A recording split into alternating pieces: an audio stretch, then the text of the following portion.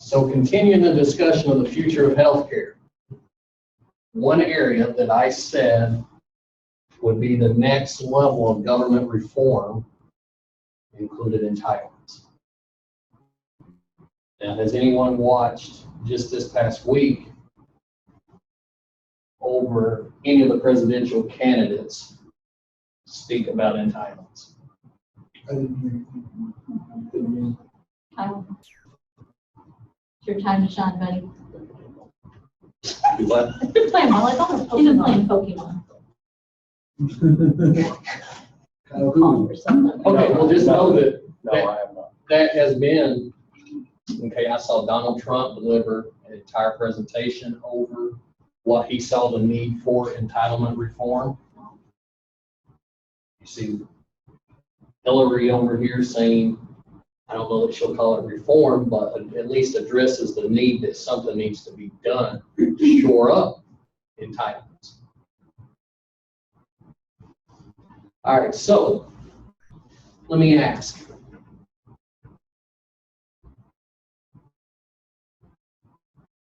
I have some questions here.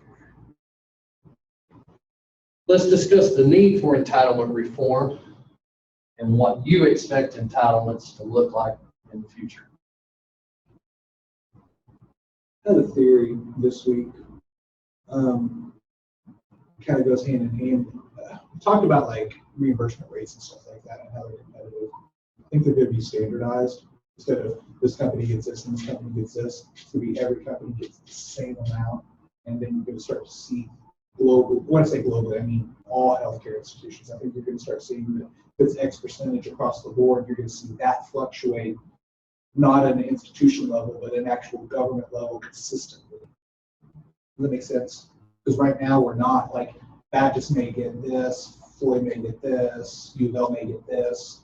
Instead of you get this and you get this and I get this, it's going to be the same rates all the way across the board. Are you thinking reimbursement? Reimbursement rates, that's the first kind of catch that they're going to do. And then they'll be able to essentially kind of play with it from there instead of collectively get X amount of dollars or distribute X amount of dollars in entitlements. I think that's the shorthand thing that'll happen. That's not really so much as reform as it is just restructuring how entitlements are paid. Think about it as a level of providing entitlements to us. When I say us, I'm referring to citizens.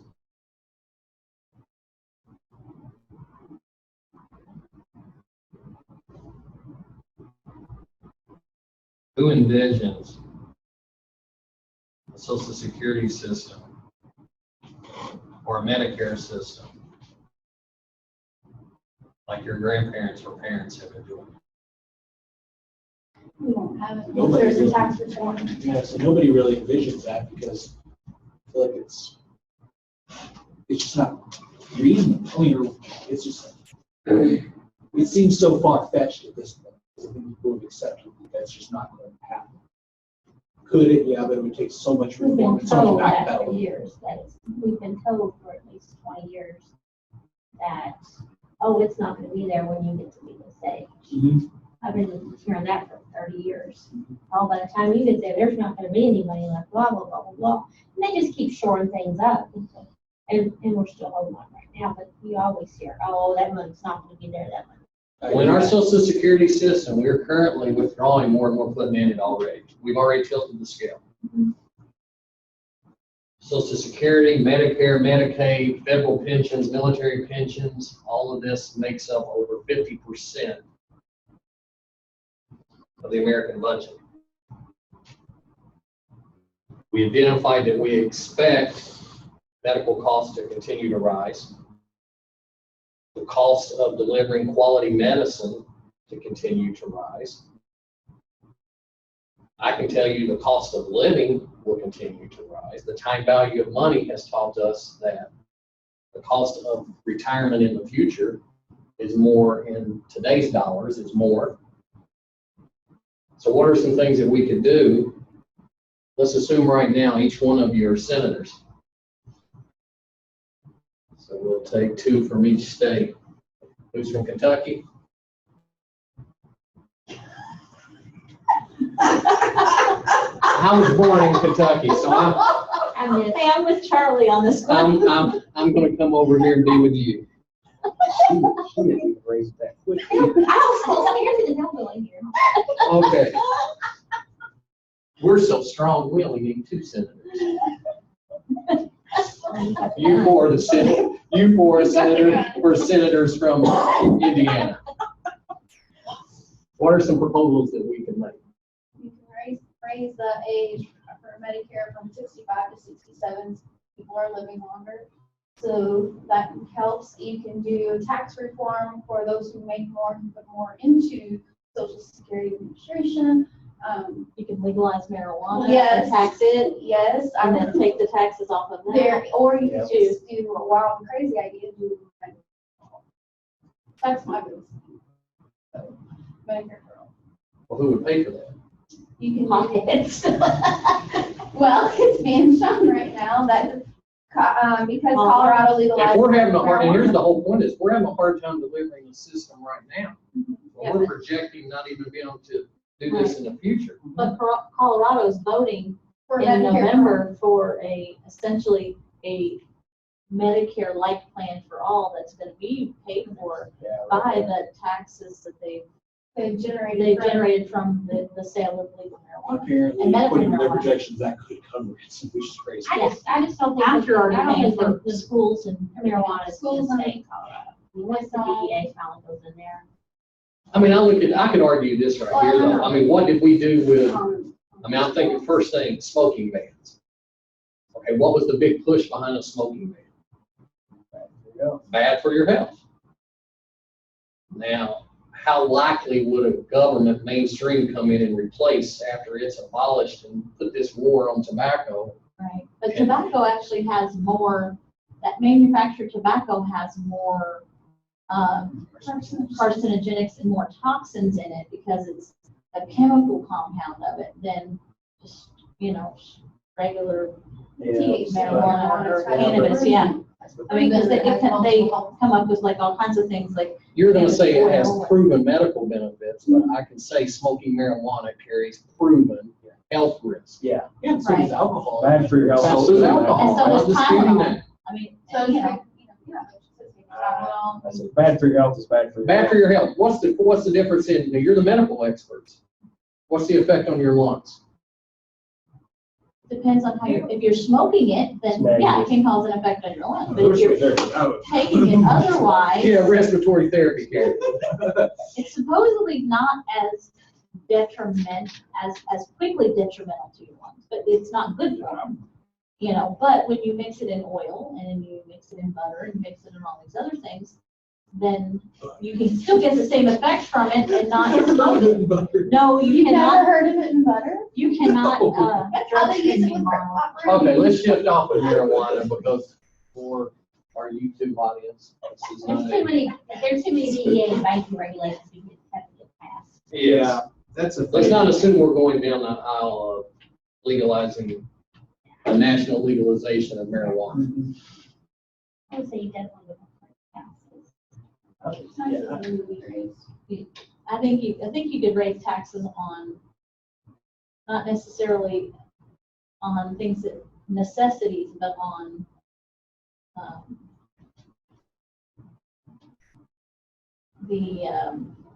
think of the word for it. The extra things that we buy, the things we Well, don't need. A commodity Live. tax, because that's what we were just talking about, was a Yeah. commodity tax. So you find something, Right. like, what are they, some people call it like a sin tax. Mhm. But I mean, you find something that is a commodity that people are going to buy regardless of how the economy is going. Sometimes there's sin taxes on gambling. That's how some of our schools are funded around. That's what I was Some going to states say. consider tampons part of the luxury tax. Oh, wow, I didn't know that. So, Uh, but things like Luxury that. was the word. I don't have anything specific other than what we've already talked about. But Now, a luxury tax is different from a sin tax. I'm just curious. I don't. I mean, when you're using sin, you're specifically targeting vices, gambling, alcohol, tobacco. Okay. I think of luxury, that can be vacation hubs, air travel, Yeah, cars and boats over set prices.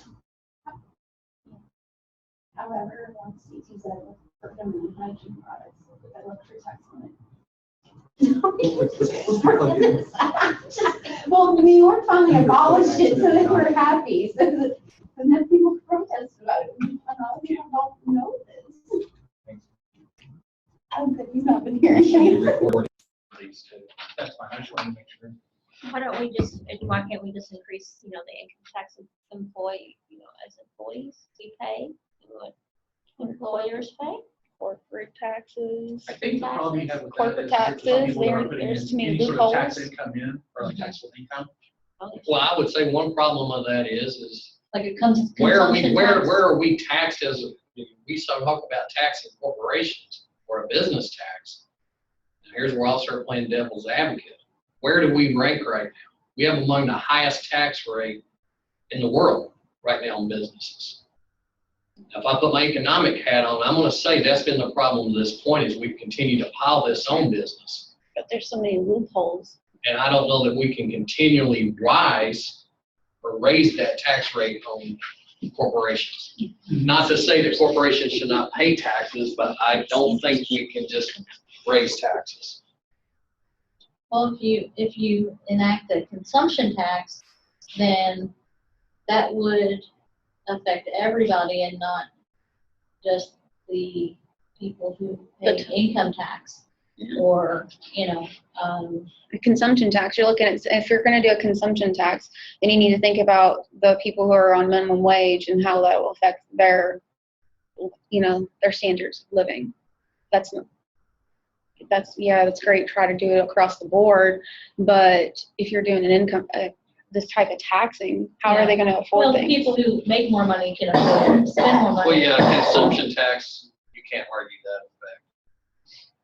Consumption tax, I mean, if I've got $1 in my pocket, or I've got $1 million in my pocket, The percentage is the same of what you percentage get is the taxed. same, but I'm gonna spend more with $1 million in my pocket, I'm gonna pay more taxes. Right. You had a good point. Raising eligibility age would be the first item that's gonna be tabled. It's the most logical thing.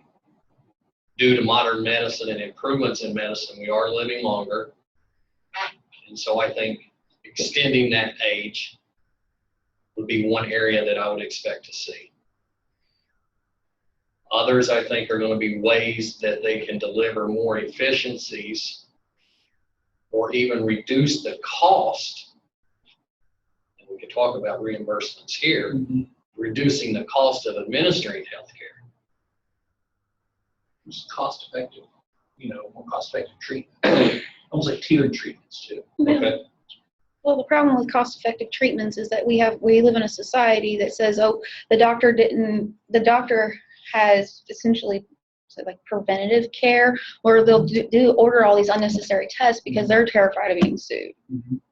So we live in that type of society, so we have to take away that mindset that, oh, you didn't catch this in time, I'm just going after the doctor. I think, but what I was talking more about is like if you have like a cough or something like that, jumping to like a more cost effective test first, like a chest x-ray instead of ordering like a CAT scan in the chest, where it would have a tenfold price. That's the stuff I'm talking about. But Because there's. You're going to run into medical liability, though. Yeah. Because if the x-ray doesn't show something that a CT scan can show, Mhm. and it comes out, it can come back onto the doctor. So they're going to turn around and do preventative care and order all these tests just to cover themselves. So it's about trying to find ways to lower the cost of CTs because with the overhead, that's the reason And maybe CT, MRI, and these higher dollar tests are so expensive is because the overhead on them is extreme. then those costs are only regulated through Medicare and Medicaid. It's not with the private health insurance. It needs to start being Congress would have to enact laws to start regulating it for private health insurance. And I think that's probably one of the things that might be coming down the line because, a CAT scan that's every CAT scan pretty much over $1,000. Most MRIs are really over $2,000, all the way across the board. So that almost seems unsustainable to the average American who may have, one done unexpectedly, and then they have to pay for that, and then another, these high dollar tests that come in, I can't remember what statistic that you brought up where it was like the average American can't afford like $400 bill, like unexpected bill. That's what I was Out of their pocket at any given So what time. they're saying, so what that's saying in healthcare terms is that most Americans can't afford an unexpected high dollar medical exam at any given moment.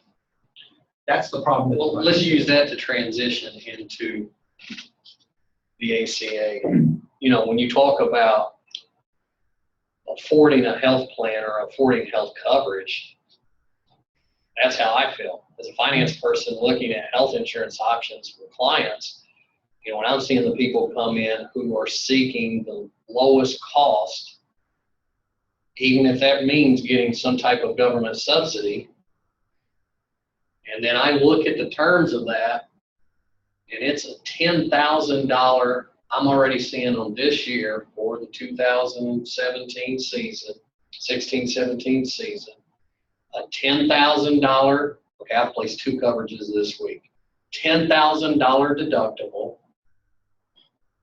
on top of a $10,000 maximum out of pocket with 30% co-insurance. So this individual will have to pay the first $10,000. It's essentially, Then this person will have to pay 30% of the bill of any treatment after that, up to another $10,000. So the co-insurance, I said that, I differed that while I said maximum out of pocket. Your maximum out of pocket would be $20K. Yeah. 10 on the deductible, and then co-insurance 30% up to $10,000. All right, now you all live, and that's my perspective of cost, and I know that that's a small percentage of the population that will be able to meet that, or who have adequate and liquid savings. Let's not even use the word liquid. Let's just say adequate savings that could come up and meet such demand. I think the ACA is basically, it's kind of like a, Band-Aid. it's not even a Band-Aid at this point. It's like putting a napkin on a wound that's, like a carotid artery that's squirting out across it's not, because it's basically a house of cards. Mm-hmm. They say, oh, well, we've got all these people that are insured now, but being insured and actually being able to obtain medical care to the point where you will not be bankrupt are 2 totally different things. On paper, yeah, they're insured, but they can't use it because it's not worth the paper it's written on until they get to $10,000 or $20,000. And people can't afford to pay the policy, so they don't want to take, they don't want to take the tax liability for it, but so they say they have insurance, but they really don't. A lot of my patients don't feel like they even have insurance because they have such a high deductible. It's like they basically, I might as well be a self-pay because Self-pay will get a discount. Yeah, unless something major happens, they essentially don't have insurance. They're paying out of pocket for everything. And I just don't think that's to say, oh, we have we have all these people on insurance, and that's great, but it's not. It's a great theory. It's a theory false, at this point. It's a false hope. hope. Yeah, because people can't use it. It's almost like they forgot the first. And yeah, It's a CARE Act. Mm-hmm. There's nothing affordable. no. The only thing that becomes affordable is for those who are in expansion states like Kentucky, and we can sign people up for Medicaid, things of that nature. Now, those states that chose to do the expansion, those low-income individuals are benefiting from this. Right. Now, the problem like Kentucky's coming up with is that they're not getting the federal kickback from signing up, and they're having to pay to compensate for these. So Right. it's not.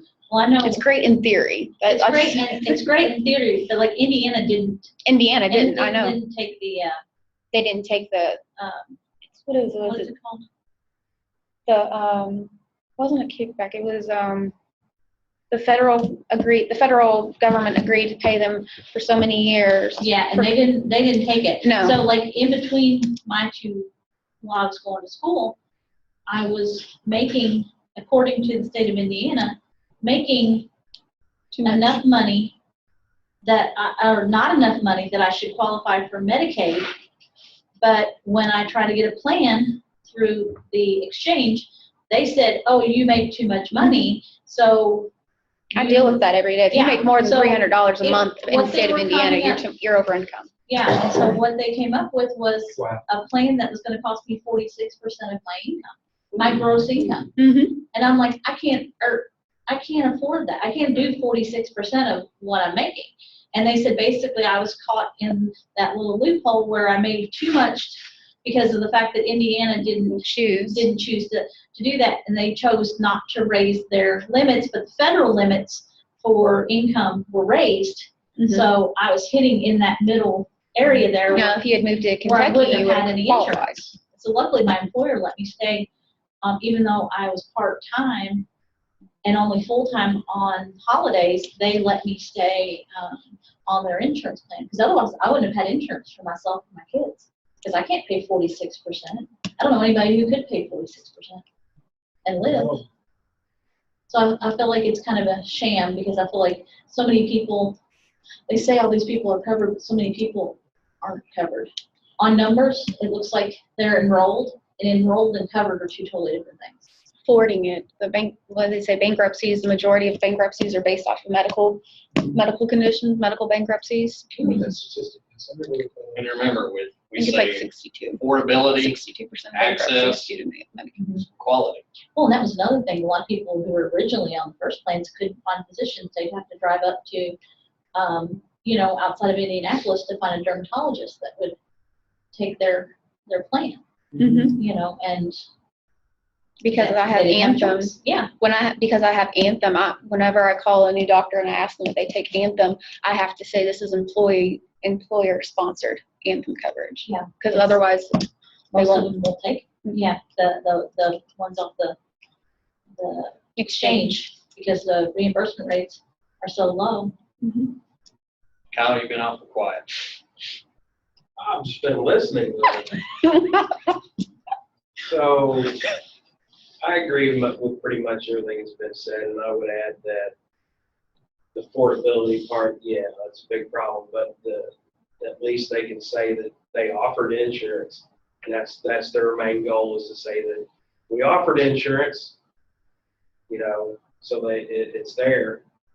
It's not a big deal to them if you can afford it or not, because it was offered. So that's a problem. Yeah, I agree with that. And I think it should let people see that when you have big government in healthcare, this is the kind of things that you get. And you can expect more of that in the future. If you want more government involved in healthcare, you're going to get more of your choices taken away. They're going to regulate who you go to see for your care. They're not going to let you go where you want. They're going to tell you where to go. They're going to say you can't have that procedure anymore because you're over this age, and we think, based on statistics, that you're only going to live 3 more years anyway. So we're not going to pay for it anyway. Well, they So can do, that's what you get. if we're having more government control in the healthcare system, like they do in England and France right now, they also turn around and offer them a private health insurance plan that they can get through their employers. So if they can't get what they want through the government sponsored coverage, their employer covered private insurance can kick in. You're gonna keep paying more out of pocket, and you're gonna have fewer choices. Well, and again, we would have to come up with something, because enough has been put on employers. We've already seen pushback for years now where employers, again, go back and look at your parents, look at your grandparents, probably didn't pay anything for health care. Probably had a pension system that took care of it. Okay, now, the amount of pensions that are supported here in the United States, do you think it's went up or down? It's gone down. It's come down drastically. It's been replaced by 401k plans, and in your case, 403b plans. That has shifted the responsibility for retirement saving onto the employee. We've kind of seen that same revolution in healthcare. We've seen employers pushing back, putting more of the cost onto employees. And now coming in and choosing plans that have higher deductibles and less coverages. So it's kind of like, to make it affordable, we've come in and we've hollowed out the plan. Right. But it just makes it affordable on paper, but it doesn't make it affordable in actuality. Because it's affordable for you to pay your premium, but it's not affordable for you to use, because if you have to use it. Humana employees Not had a covered. $5,000 deductible. Yeah. Family deductible. Humana employees. So 5,000. Okay. I pay a $3,600 deductible now. I could say, if any of you ever decide to get out of healthcare, I can think of 5 good insurance companies that would put you on staff right now as lobbyists, just based on your conversation here in the last few minutes. I'll do it. We gotta I got a lot pay of student loan. We gotta pay student loans somehow. We gotta start hustling. As healthcare moves forward, I do believe that I'll sell my soul you for a will little see while. more, you will see more responsibilities. You will see the nurse practitioners Mm-hmm. move up, Oh, yeah. That's already happening which in rural areas. they come out of the woodwork. Like, you just do not believe these nurse practitioners. But there's also sometimes, you get a nurse practitioner, they go straight through the whole thing. They've not had any floor time. You'll have those that come out that don't have floor time, and that's Well, now they make you have Not- you have to be a practicing nurse for 2 years before you can apply you to get it. somebody that comes out that's never done bedside care like an RN has done for 2 years. Right. Where have you learned anything? But if you bring those nurse practitioners up, because they can be as arrogant to say that, yes, I should be allowed to admit a patient to the hospital. Now when you do that, number one, it doesn't go over well. You should never do that as a nurse practitioner. Doctors will put you in place in a heartbeat. As soon as you do that, you totally devaluate an MD's education. Well, but there's so many nurse practitioners that are functioning in the place of MDs that the MDs are not available to make those decisions, so they have to make those decisions. Well, it would be a long time coming before the MDs and the DOs of the world will ever allow a nurse practitioner. There are places very rural that will allow nurse practitioners, but we'll never have in the city of Louisville. I can tell you that now. Yeah, if it ever happened, I would be Well, they surprised. admit under the physicians. They admit under the physician, and they admit under But the, they see them in the hospital. but they see in the hospital, they round. Right. Depending on the hospital determines whether or not their orders are signed off on. Right. Whether they can really work independently. Hospitals do not have to allow a nurse practitioner to do what their license says. We can write you back and say, oh, they'll say, my license allows me. I don't care what your license says. I, as a hospital, do not have to let you do that. Right. But, nurse practitioners moving out into the primary care setting, clinics all over town would be a great idea. But I think if you move nurse practitioners up to a level of being able to admit and direct attending inpatient care, that's really going to put a huge devaluation on MD's education and training. And They're already doing that I'm to not themselves sure. because they don't want to do family practice. They don't make enough money. They have to. Well, that's why you work put many nurse hours. practitioners in the family practice. But Right.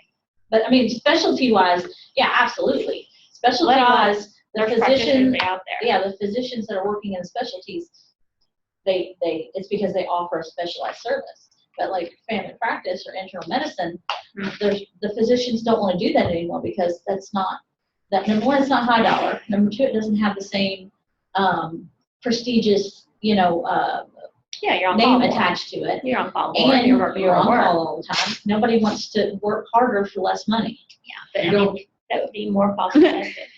No, I don't. And one thing. I don't even want to work harder for more money. We talked about the cost of ER and how ridiculous those costs pile up. Maybe Clinics. putting a nurse practitioner back in an ER to help catch some of those that come in with stubbed toes. Well, you got your urgent care center right here, and they will come in the door and they will about, okay, you need to come over to our first or our immediate care right here instead of being over here in the ER. You have to have more of that. You need to have more clinics. No, I've Out seen some there of in the nurse the area. practitioners sign off on admitting like the final discharge reports. and They will, And then at the very, very, very bottom, you'll see the doctor. Doctor's cosign. Yeah. They can't do the discharge, no, you can't do that. It has to be at least. Happens a lot with prisoners. I'm sure it does. There's a lot of things that happen that people don't do. Prisoners and Dr. Clayton. But I think the Smith nurse does it. practitioners can serve a part. I think they can open up more clinics. I think they have it even in town that medical students and first year interns and residents are doing rotations in clinics to provide for the homeless downtown, to get them jump started into, they're starting them out sooner and sooner at the bedside. The med students are kind of starting to be able to do more and more. Residents are doing more and more. So, having the med students out there, being in clinics, the nurse As long as they're practitioners, supervised, I don't. the gotta learn something. residents, serving mandatory time This is my first as part of their academic education would really be, it's very cost effective. Because you don't know this. So, I'm not even trained. My husband technically could do one All because he was trained in the Army, and I wouldn't let him come near me. Anything else? I still think they're just gonna keep band-aiding everything for years and years and years. So then folks, Well, as we learned last week though, starting with Teddy Roosevelt until 2010, How long would it take us to it get took to this that point? long to get to that point. I think ACA is maybe the first step towards universal coverage. And I I do think too. that now that That's all we're it is. there, It is. it is so intertwined in our society.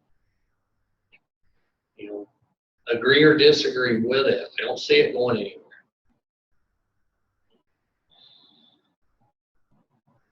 It was mentioned, somewhere between 30 and 40 million people. Textbook's going to tell you 32 million people. We're approaching 40 million people covered under the plan. We have a population in the United States a little over 300 million. We strip out Medicare out of that. It's a significant part of our population. So it's so intertwined, good coverage or bad coverage, affordability or not, I don't see it going anywhere. I mean, it would take judgment by the Supreme Court. It would take an amendment to it would definitely take some strong legislative action in order to do that.